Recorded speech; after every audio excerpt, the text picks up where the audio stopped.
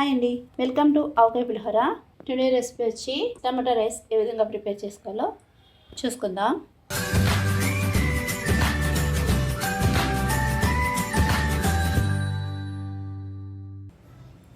ముందుగా రైస్ని half an hour ముందు వాష్ చేసుకుని నానబెట్టుకోవాలి. టమాటా రైస్ కోసం హాఫ్ కేజీ టమాటాస్ని క్యూరీ చేసుకుని పెట్టుకోవాలి. అదేవిధంగా 1 చాప్డ్ ఆనియన్, చాప్డ్ చిల్లీస్, అల్లం వెల్లుల్లి paste, half teaspoon red chilli powder, salt రుచికి సరిపడినంత, కొత్తిమీర, కరివేపాకు. ముందుగా స్టవ్ వెలిగించుకుని ఒక బాణీని పెట్టుకోవాలి.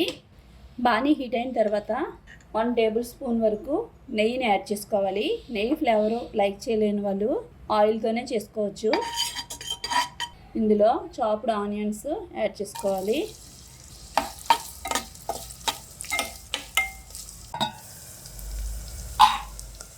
ఆనియన్ని లైట్ గోల్డెన్ బ్రౌన్ కలర్ వచ్చే విధంగా ఫ్రై చేసుకోవాలి.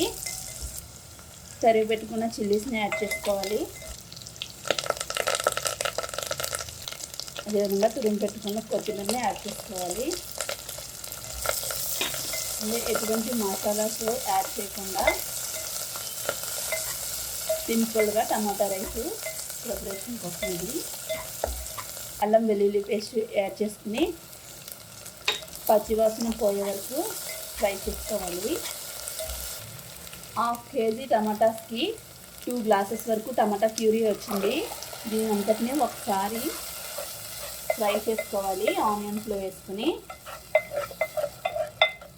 హాఫ్ టీ స్పూన్ వరకు కారం, టేస్ట్కి సరిపడినంత సాల్ట్ని యాడ్ చేసుకోవాలి.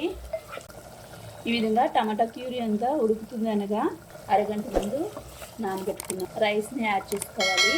ఈ టమాటా రైస్ కోసం 2 గ్లాసెస్ రైస్కి 4 గ్లాసెస్ వాటర్ అవసరం. మనం ఆల్రెడీ 2 గ్లాస్ టమాటా ప్యూరీని యాడ్ చేస్తాం కాబట్టి ఇంకొక 2 గ్లాసెస్ వాటర్ యాడ్ చేస్తే సరిపోతుంది.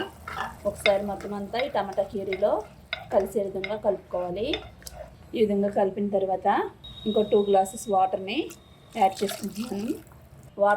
ఈ విధంగా వాటర్ని యాడ్ చేసుకున్న తర్వాత మొత్తం అంతా కలుపుకొని ఆవిరిపోకుండా మూతను పెట్టుకుని కవర్ చేసుకోవాలి. రైస్ పర్ఫెక్ట్గా కుక్ అయింది. ఇప్పుడు స్టవ్ ఆఫ్ చేసుకుని సర్వ్ చేసుకుందాం. వేడివేడిగా టమాటా రైస్ రెడీ. టమాటా రైస్ ఈ విధంగా రైతాతో సర్వ్ చేసుకుంటే చాలా టేస్టీగా ఉంటుంది. అదేవిధంగా కర్రీస్తో కూడా ఇంకా బాగుంటుంది. వెజ్ అండ్ నాన్ వెజ్ కర్రీలోకి చాలా టేస్టీగా ఉంటుంది. Thank you for watching.